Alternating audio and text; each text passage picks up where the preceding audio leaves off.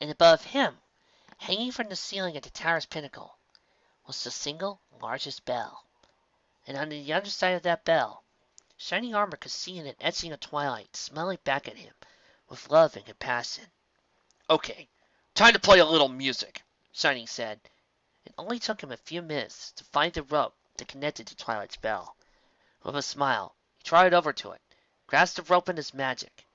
He glanced up at the bell, taking in its mammoth size for a moment, before looking back at the rope, braced himself, tightened his magic, and pulled. But the rope would not give. "Come on!" he said as he yanked and tugged on the rope. He grabbed the rope with his hooves and tried to pull. He even took the rope in his teeth to try and get the bell to ring. But all he succeeded was getting a sore mouth and minor rope burn on his tongue. "All right," he said as he backed away from the rope. "Maybe I should start with a smaller bell." Looking around, Shining's gaze was eventually drawn to the rope connecting to the bell with his own picture on it. Unlike all the other bells, this one seemed to have a layer of dust on it. It was like that bell hadn't been rung in a while. But as Shining took the rope up in his magic, he could see the bell shift and move a little. He gave it a small test tug, and was surprised at how easy it was. It was like this bell, the bell with his image. Didn't weigh anything at all. All it would take was one good tug and "Let go of the rope now." Shining turned, letting the rope fall from the grip of his magic. He hadn't even heard somebody else walk up behind him. There had been no hoofsteps on the stairs, no creaking on the boards, and yet, somehow, a pony had come up behind him. A pony that was carrying a sword and a levitation spell, and had murderous intent in his eyes. It was his own dream doppelganger. Shining turned around slowly, not wanting to make any sudden move as his doppelganger moved in closer, keeping the blade held at the ready. The blade itself seemed to gleam, as if hungry for blood. There was no mercy in the eyes of his clone. There would be one and only one warning. "Why? Don't you like the heartwarming carols?" Shining asked, forcing a small chuckle into his voice, as he kept a wary eye on his doppelganger's blade. "The bells have been cursed," the doppelganger said, as he slowly circled the real Shining, keeping his sword raised. "When they play, the pony's picture on them become brainwashed to believe Nightmare Moon is an innocent filly. It disguises her true form. I won't let you replace her spells before we can finally put an end to her." "What do you mean?" Shining asked. The doppelganger finished circling around Shining, taking the rope to the bell that shared their image. With a single swift slice of his sword, the rope was cut and fell to the floor. Ginger then focused his attention on Shining Armor, keeping him at the tip of his sword. "Walk to the edge." Shining didn't protest. Walking around the bell, the 4 bells that represented him, Keenan's, and his parents hung on the sides of the tower, mounted in the middle of large archways in the wall. This gave the bells all the room they needed to swing, while also letting their music easily fill the open air outside the tower. This, however, also meant there were 4 gaping holes in the wall. Shining was led to the edge of one of them. His forehead stuck out just beyond the edge, and he was able to look down to see the angry mob and gallows below. Nyx was still crying out her innocence, and the crowd still wasn't listening. "Now, I don't know what you are," the doppelganger said, poking Shining in the back of his neck with his sword. "But if you're some spell of hers, then I want you to watch. Your master is going to meet the same fate as King Sombra. We're going to put an end to her once and for all." Even without the dream Shining Armor down on the platform, the gallows began to do their work. The wooden posts that held up the rope began to grow taller, pulling the hangman's noose taut and causing Nyx to struggle to free herself. "Yes, it'll all be over soon. She won't darken another doorstep again. She won't brainwash another pony ever again, especially Twilight. She won't turn my sister evil. Not on my watch. Is that why you're doing this?" Shining Armor asked, looking back at his doppelganger. "Of course. Why else would I be doing it?" "Why, she wants to take everything over. She wants to do that. She has to get her ponies on her side. She has to make them evil, just like her. It was like staring into a funhouse mirror.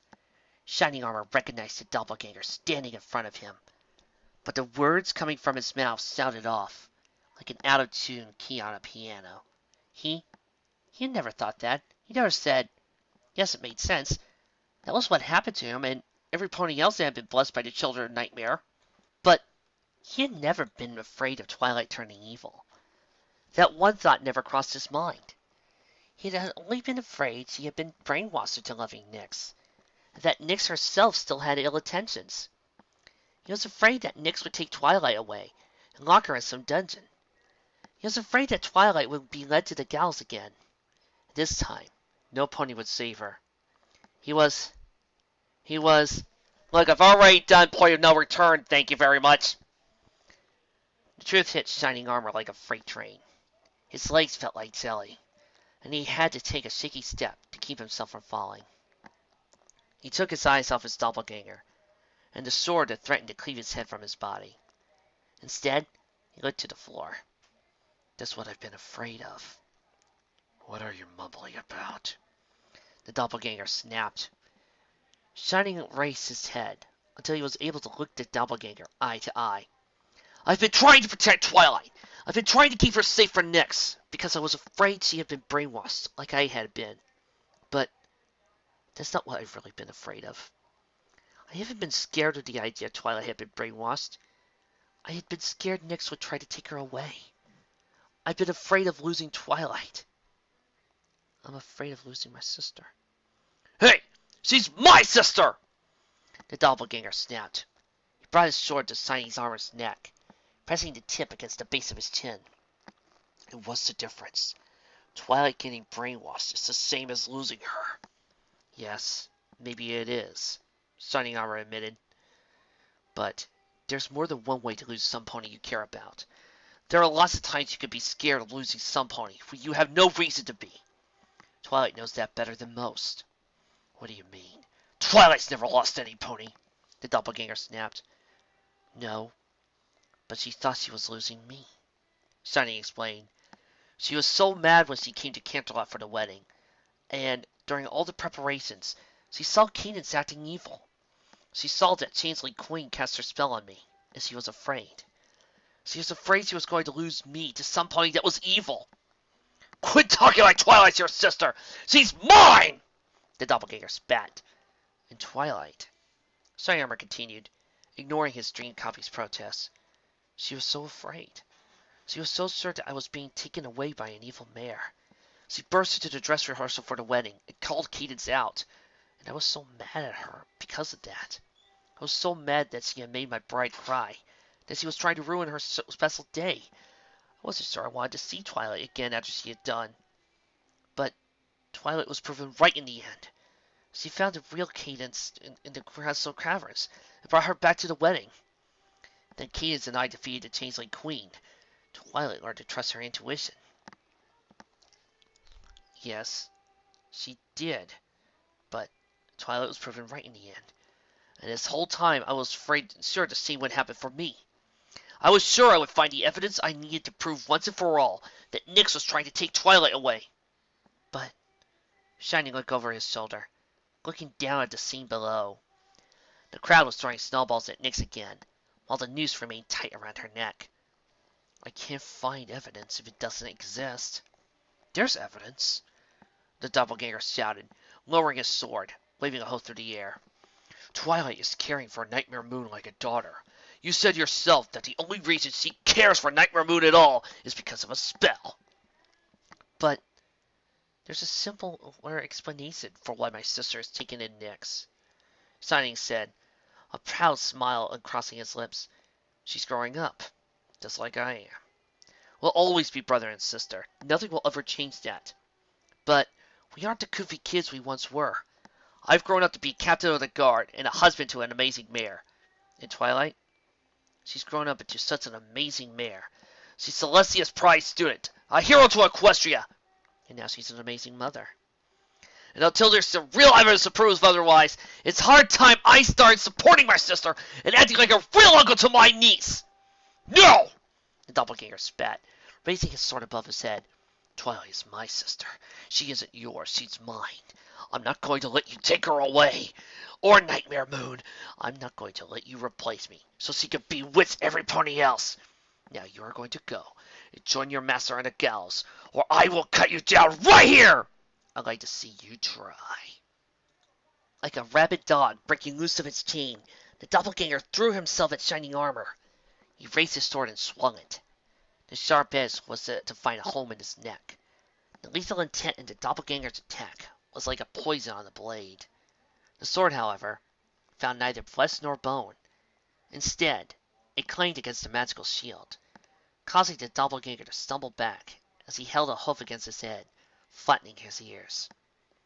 And by the way, if you were the real me, you wouldn't even need that sword, Shining Armor said, as he rooted his hooves against the floor. Magic trailed from his horn to his shoulders, on which he had formed a pair of semi-transparent pink kite shields. I'm the real Shining Armor! You are the fake! You won't take Twilight away! I'm the real Captain Kirk! Sorry, I had to do that. Once more, the doppelganger charged, but this time, Shining Armor did the same in return. But instead of clashing with his copy, Shining Armor ducked, letting the sword nick against his shield while he ran past. He was ready to fight this nightmare version of himself, but he didn't want to do it so close to the bells, for the bells hung in large openings in the tower walls, large openings that would be very easy to fall through should he be knocked off balance.